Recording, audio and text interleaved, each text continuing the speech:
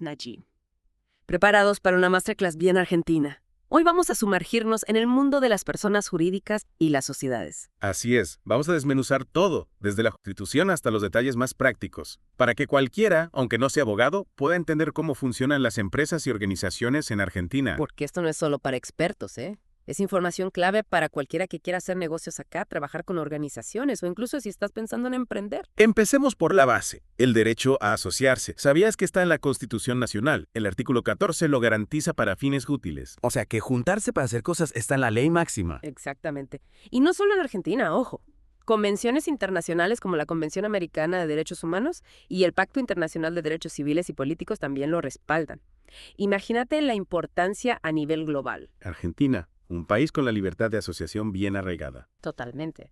Ahora, ¿qué es una persona jurídica? Es como una persona, pero en versión organización. El Código Civil y Comercial, en su artículo 141, la define como un ente con capacidad para tener derechos y obligaciones como vos y yo. ¿Algún ejemplo bien argento? Claro. Pensá en el Estado, una persona jurídica pública, y en un almacén de barrio, una persona jurídica privada. Ambos tienen derechos y obligaciones, pero su naturaleza es distinta. El Estado sería como el capitán del equipo y el almacén uno de los jugadores. Esa es la analogía. Y ojo, que dentro de las personas jurídicas privadas hay un montón. Sociedades, asociaciones civiles, fundaciones, un universo. Un montón. Y todas se crean igual. Ahí está lo interesante.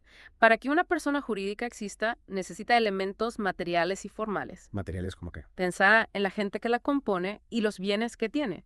Para una asociación civil necesitas al menos 2 personas y algo de plata, aunque sea poca. Y los formales. Acá se pone más picante. Necesitas un acta de nacimiento, el acto de constitución, donde se define el propósito y los compromisos. Después viene el reconocimiento estatal y la inscripción en el registro, como si le dieran un DNI a la organización. Y la finalidad. Tiene que ser legal, posible y orientada al bien común, o sea, que beneficie a la sociedad. Es como que no alcanza con la idea. Hay que formalizarla para que exista legalmente. Tal cual. Bueno, Imagínate que quieres armar una empresa que vende empanadas. No alcanza con tener la receta, tenés que registrarla, definir su estructura para que pueda operar legalmente. y esa finalidad siempre tiene que ser sin fines de lucro. No necesariamente. Las empresas, por ejemplo, buscan generar ganancias, pero su actividad debe ser legal y, en lo posible, beneficiosa para la sociedad. O sea, no es solo ganar guita, sino hacer algo que aporte valor. Exacto. En cambio, las asociaciones civiles y fundaciones sí se enfocan en el bien común sin fines de lucro. Por ejemplo, Un Techo para mi País, que construye viviendas para gente con pocos recursos, o Cáritas, que ayuda a personas en situación vulnerable. Su objetivo es puramente social. Claro, buscan mejorar la vida de la gente. Y para eso la libertad de asociación es clave. Totalmente. Significa que puedes formar, unirte y salir de asociaciones sin presiones. También implica que las asociaciones tienen su propia personalidad jurídica y no pueden ser intervenidas por el gobierno sin una orden judicial. Entonces no te pueden obligar a ser parte de una asociación ni prohibirte irte. Exacto. Es como un club. Te unís si querés y te vas cuando querés. Y el Estado no puede meterse en sus asuntos internos sin una orden judicial. Mira vos. Y esto siempre fue así en Argentina. No te creas, la reforma constitucional del 94 le dio un empujón a la libertad de asociación, reconociendo explícitamente a los partidos políticos, las asociaciones de consumidores y otros grupos que trabajan por el bien común. O sea que la libertad de asociación evolucionó con el tiempo. Sin duda. Por eso hoy vemos tantas organizaciones en Argentina, cada una con su propia estructura y objetivos. Hablando de estructura, todas las personas jurídicas tienen la misma capacidad que una persona física. Buena pregunta. Porque en definitiva las manejan personas. Claro. En principio, las personas jurídicas tienen los mismos derechos que vos o yo para comprar cosas, hacer contratos y actuar en la justicia. Pero ojo, hay una diferencia clave. El principio de especialidad. ¿Y eso con qué se come? Básicamente significa que las personas jurídicas solo pueden actuar dentro de los límites de su finalidad. Es como si tuvieran un superpoder, pero solo pueden usarlo para ciertas cosas. Eso Ya, sí ya. entiendo.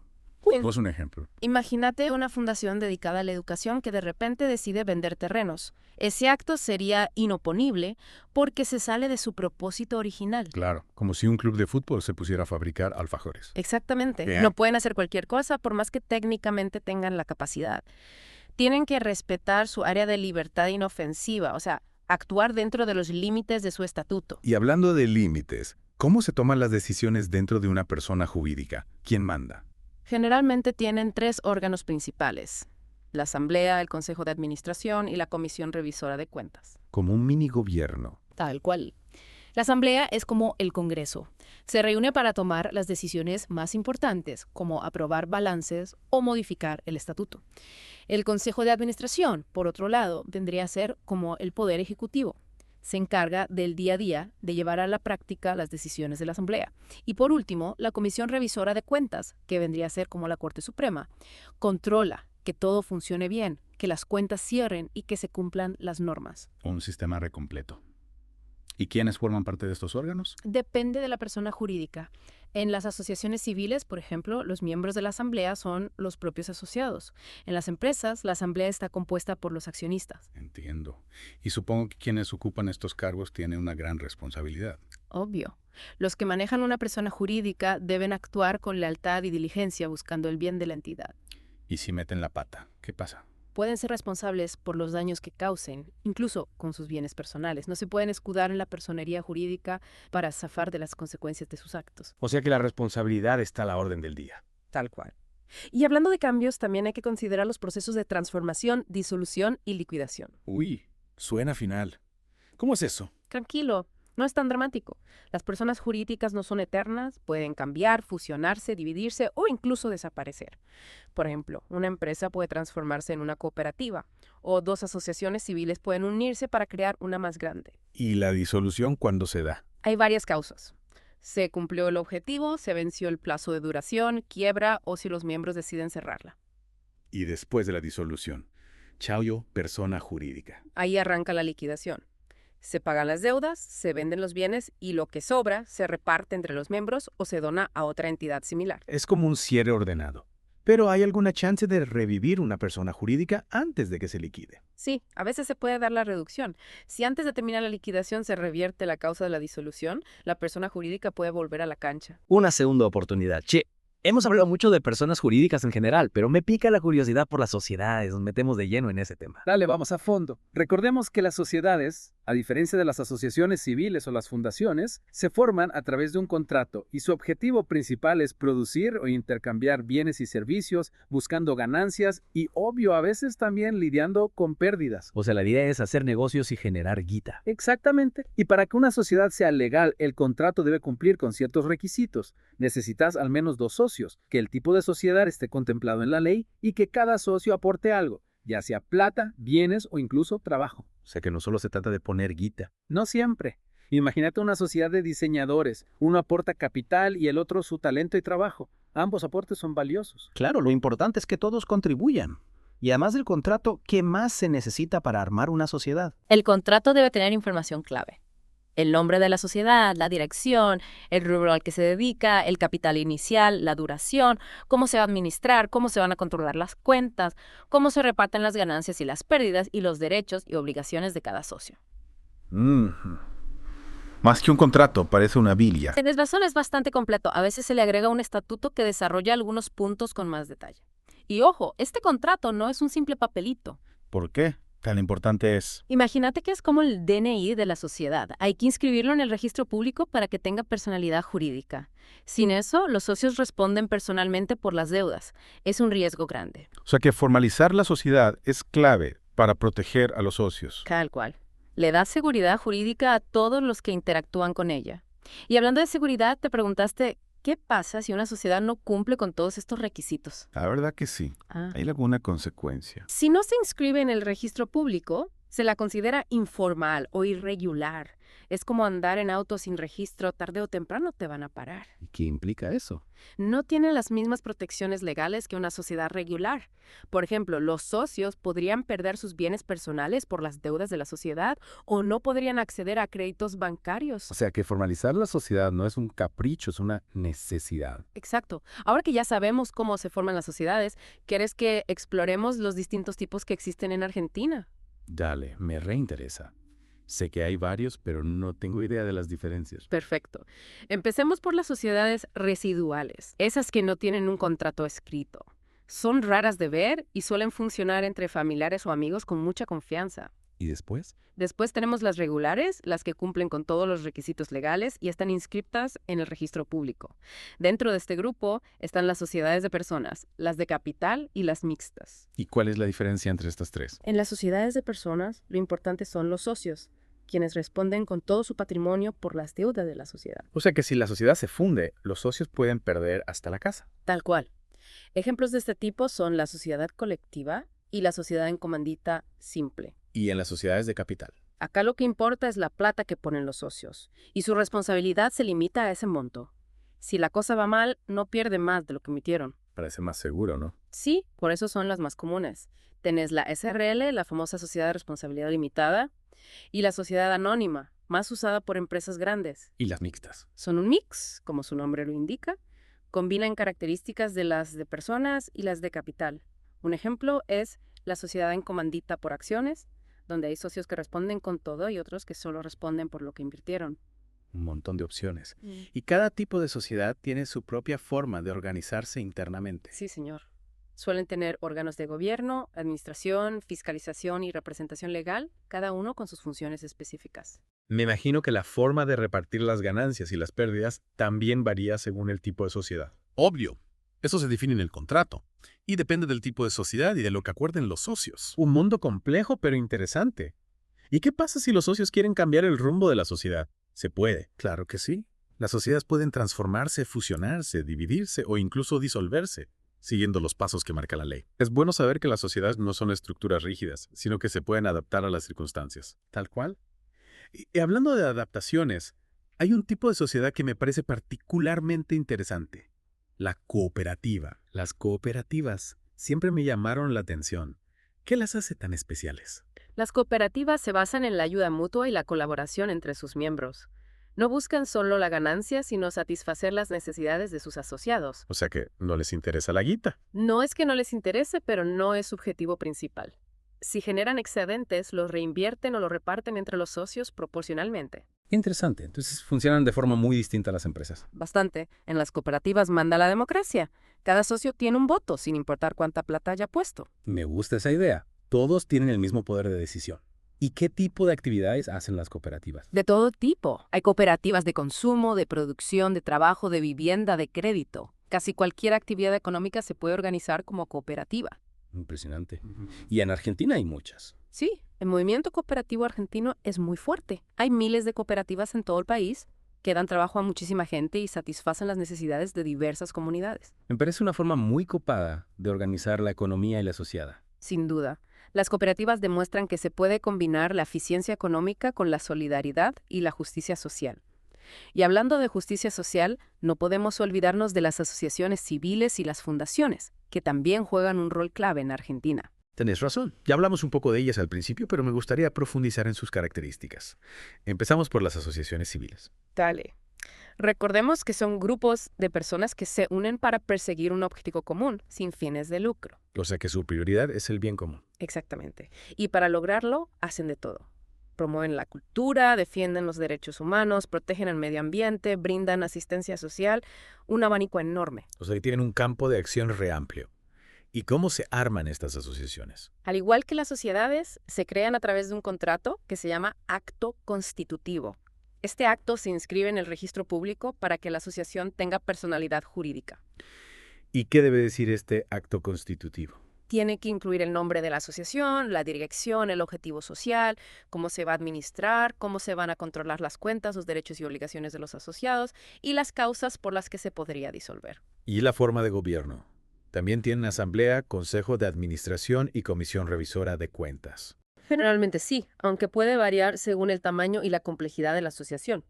La asamblea es la que manda, donde los asociados se juntan para tomar las decisiones importantes. El consejo de administración se encarga del día a día y la comisión revisora de cuentas controla que todo funcione bien. ¿Y los asociados? ¿Qué derechos y obligaciones tienen? Los asociados pueden participar en las asambleas, elegir a las autoridades y acceder a los beneficios de la asociación. Sus obligaciones principales son pagar la cuota social y cumplir con el estatuto. Claro, como un club. Y al igual que las sociedades, los asociados no responden con sus bienes por las deudas de la asociación, ¿no? Exacto. Su responsabilidad se limita a cumplir con sus obligaciones como asociados. Y hablando de responsabilidades, los administradores de las asociaciones civiles deben actuar con diligencia y lealtad, buscando el bien de la entidad. ¿Y si se mandan alguna macana? ¿Qué pasa? Los pueden echar o incluso hacerlos responsables por los daños que causen a la asociación. La responsabilidad de los administradores es un tema serio en Argentina. Es lógico. Están manejando recursos que no son suyos. Deben rendir cuentas. Totalmente. Y hablando de rendir cuentas, las asociaciones civiles están controladas por el Estado a través de la Inspección General de Justicia. ¿Y qué hace esta inspección? Se asegura de que las asociaciones cumplan con la ley, el estatuto y el orden público. También puede intervenir si hay irregularidades o quilombos internos. Es como un supervisor que garantiza que todo funcione como corresponde. Exacto. Ahora que ya conocemos las asociaciones civiles, ¿quieres que pasemos a las fundaciones? Dale, me reintriga saber cómo funcionan. Las fundaciones son un caso especial. A diferencia de las sociedades y las asociaciones civiles, no tienen miembros ni asociados. ¿Y quién las controla entonces? Las maneja un consejo de administración, que se encarga del patrimonio de la fundación y de cumplir con su objetivo. ¿Y cómo se crea una fundación? A través de un acto jurídico unilateral llamado acto de fundación. En este acto, el fundador destina un patrimonio a un fin específico que debe beneficiar a la sociedad. O sea, algo que beneficia a todos. Exactamente. Las fundaciones pueden dedicarse a la educación, la cultura, la ciencia, la salud, el deporte, el cuidado del medio ambiente. Un montón de cosas. Su objetivo es parecido al de las asociaciones civiles, pero su estructura es distinta. Tal cual. No tienen asociados, sino beneficiarios, que son las personas o grupos que reciben la ayuda de la fundación. Entiendo. Y al igual que las asociaciones civiles, las fundaciones deben inscribirse en el registro público para ser legales, ¿no? Correcto. Y también están bajo la lupa de la Inspección General de Justicia. O sea que la transparencia y la rendición de cuentas también son claves en las fundaciones. Sin duda.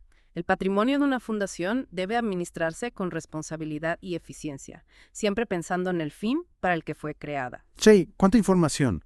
Hemos aprendido un montón sobre las personas jurídicas y las sociedades en Argentina. Es un tema amplio, pero espero que esta masterclass te haya ayudado a entender mejor cómo funciona todo este entramado institucional y empresarial en Argentina. Sin duda. Y ahora que tenemos un panorama general, ¿te parece si profundizamos en algunos puntos específicos de las sociedades y las fundaciones? Dale, vamos a fondo. Podemos explorar los distintos tipos de sociedades con más detalle, analizando sus ventajas y desventajas, o podemos enfocarnos en las particularidades de las fundaciones, como la gestión del patrimonio y la selección de beneficiarios. ¿Qué te parece más interesante? Me intriga saber más sobre cómo se manejan las sociedades por dentro, especialmente las comerciales, cómo se reparten las ganancias, cómo se resuelven los conflictos. Excelente elección. Vamos a meternos en las entrañas de las sociedades comerciales, donde las decisiones estratégicas, la distribución de beneficios y la resolución de conflictos son claves para el éxito. Prepárate para la segunda parte de esta masterclass. Listos para la segunda parte. Seguimos con las sociedades comerciales. Acá las decisiones son la clave del éxito. Dale. Me intriga eso de cómo se toman las decisiones. ¿Es como una juntada de amigos o hay algo más formal? Si bien el trabajo en equipo es importante, las sociedades comerciales tienen una estructura bien definida para tomar decisiones. ¿Recordás de los órganos de gobierno que mencionamos antes? La asamblea de socios y el directorio. Claro, la asamblea sería como el congreso de la sociedad, ¿no? Ahí se debaten y aprueban las grandes decisiones. Exactamente. La asamblea de socios es la máxima autoridad y lo que se decide ahí es obligatorio para todos. Ahí se definen temas importantes como la aprobación de balances, la elección de directores, modificar el estatuto e incluso la disolución de la sociedad. ¡Wow! Decisiones con mucho peso. ¿Y todos los socios tienen el mismo poder en la asamblea? Buena pregunta. En las sociedades comerciales, el poder de voto de cada socio generalmente depende de cuánto capital social tiene. O sea, más plata invertiste, más poder tenés. O sea que no es como en las asociaciones civiles, donde cada socio tiene un voto. No, acá la plata tiene un rol importante. Y eso se ve reflejado en cómo se toman las decisiones en la asamblea. Entiendo. Y una vez que la asamblea define el rumbo, ¿quién se encarga de que esas decisiones se hagan realidad? Ahí entra el directorio, que se encarga de la administración diaria de la sociedad.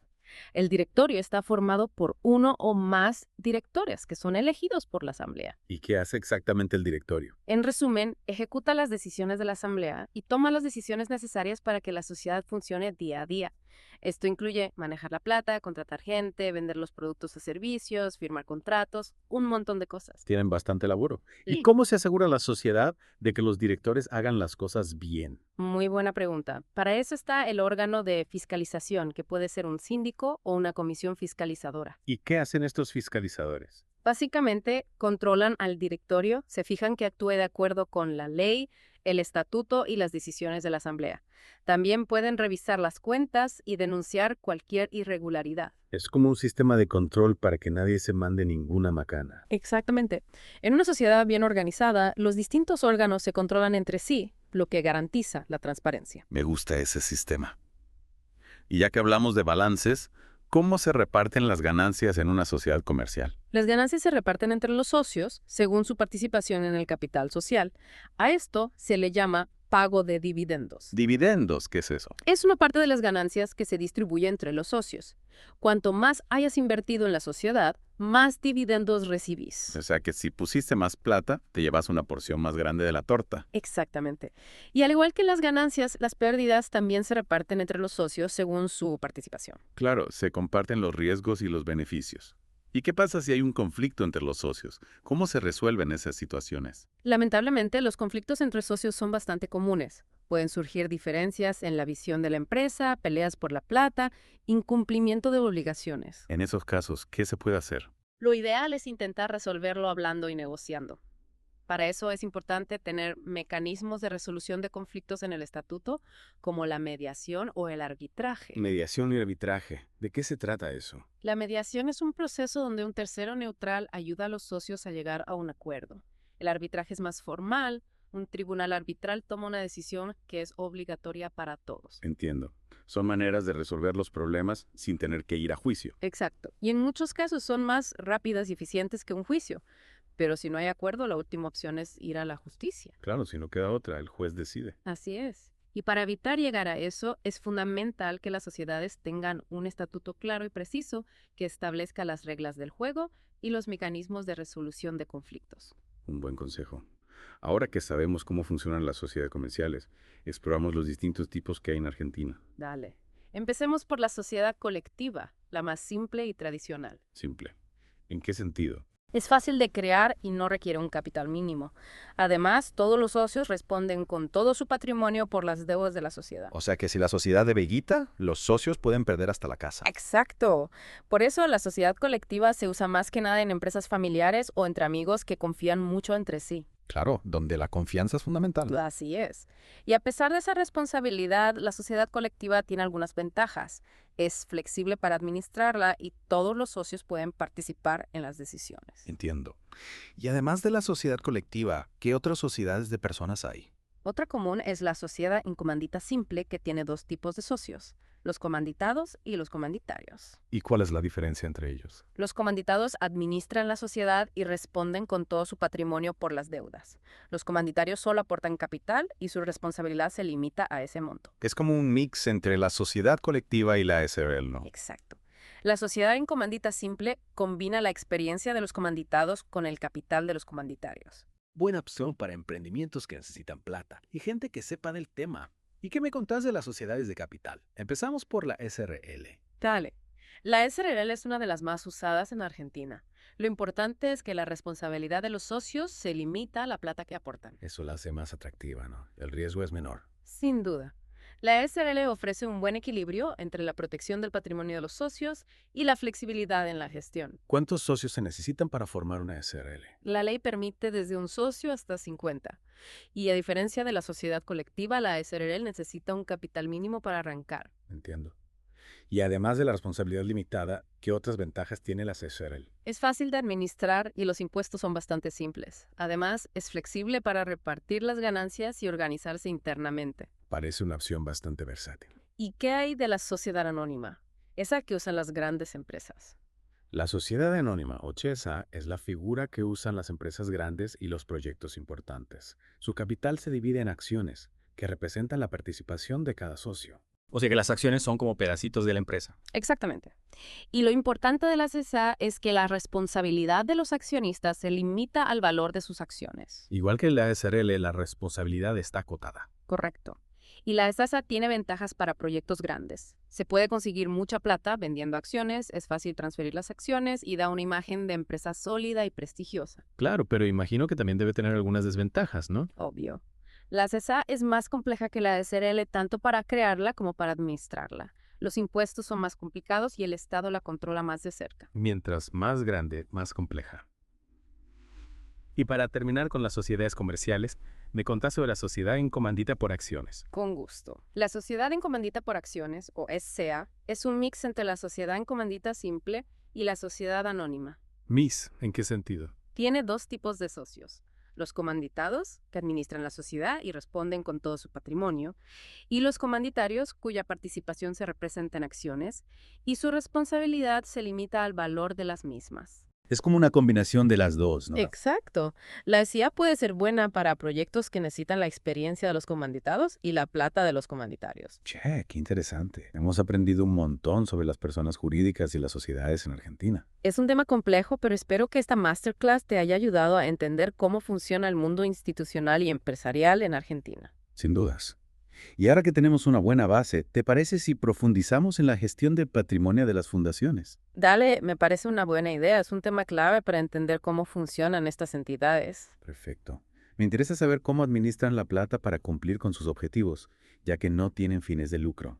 Esa es la clave. El patrimonio de una fundación es esencial para que exista y para que pueda cumplir sus objetivos. Por eso, su gestión debe ser responsable, transparente y eficiente. ¿Y quién se encarga de administrar la guita? Como dijimos antes, las fundaciones son administradas por un consejo de administración que toma las decisiones estratégicas y operativas. Bueno, ya casi terminamos de desmenuzar este tema, pero todavía me queda una duda. Hablamos de la transparencia y el control en las sociedades y fundaciones, pero ¿qué pasa con el futuro? ¿Cómo se adaptan a los desafíos del siglo XXI? Esa es la pregunta del millón. El mundo cambia rapidísimo y las personas jurídicas no se quedan atrás. La digitalización, la globalización y la conciencia social están transformando cómo pensamos y gestionamos las empresas, organizaciones e instituciones. ¿Algún ejemplo concreto de esos cambios? Claro, pensá en las startups, empresas innovadoras que usan la tecnología para crear productos y servicios disruptivos. Estas empresas suelen ser más flexibles y ágiles que las tradicionales. Su éxito depende de su capacidad de adaptarse e innovar. Un mundo que va a 1000. Totalmente. Y eso obliga a las personas jurídicas a ser más flexibles y a reaccionar rápido. No nos olvidemos la globalización. Ahora tenemos empresas multinacionales que operan en varios países y se enfrentan a leyes y culturas diferentes. Eso requiere un conocimiento profundo del derecho internacional y una gran capacidad de adaptación. Desafíos enormes. Sí, y la conciencia social también juega un rol importante. Cada vez más, los consumidores y los inversores exigen a las empresas un comportamiento ético y responsable, tanto social como ambientalmente. Las empresas ya no pueden solo pensar en ganar plata, deben tener un impacto positivo en la sociedad. Exactamente. Por eso vemos cada vez más empresas con propósito que buscan combinar el éxito económico con la generación de valor social y ambiental. Estas empresas usan modelos de negocio innovadores como la economía circular o el comercio justo, y buscan generar un impacto positivo en las comunidades donde trabajan. Un cambio de mentalidad muy positivo. ¿Y qué pasa con las organizaciones sin fines de lucro? También están cambiando. Obvio. Las asociaciones civiles y las fundaciones se están profesionalizando cada vez más porque necesitan optimizar el uso de sus recursos y maximizar su impacto social. Están adoptando herramientas de gestión empresarial, como la planificación estratégica, el marketing social y la evaluación de impacto. O sea que la línea que separa el mundo empresarial del social se está borrando. Exacto. Y eso es bueno porque permite un intercambio de conocimientos y experiencias entre ambos sectores. Además, las nuevas tecnologías están cambiando la forma en que las organizaciones sin fines de lucro se comunican con la gente y recaudan fondos. Las redes sociales, el crowdfunding y las plataformas de donaciones online están abriendo nuevas posibilidades para el tercer sector. Es un mundo en constante cambio. Sin dudas. Y para seguir vigentes, las personas jurídicas, ya sean empresas, organizaciones o instituciones, deben adaptarse a los nuevos desafíos del siglo XXI. La innovación, la flexibilidad, la transparencia, la responsabilidad social y la capacidad de adaptación son claves para el éxito en este nuevo escenario. Un mensaje inspirador para cerrar la masterclass. Muchas gracias por guiarnos en este recorrido por el derecho argentino. Fue un placer. Y recuerden, el conocimiento es la llave que abre las puertas del futuro. Ahora que conocen las reglas del juego, pueden crear, innovar y contribuir a construir una sociedad más justa, próspera y sostenible. Y con esa frase que nos invita a pensar, damos por terminada esta edición de The Deep Dive. Hasta la próxima.